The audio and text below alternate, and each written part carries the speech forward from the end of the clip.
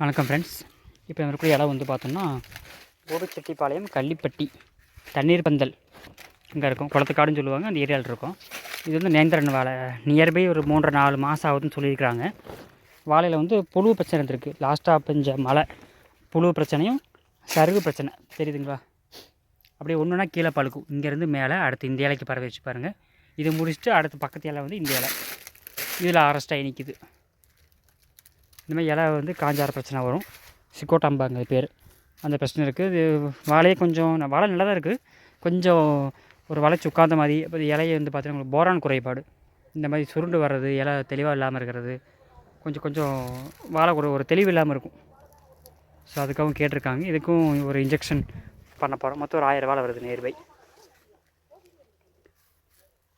வணக்கம் ஃப்ரெண்ட்ஸ்.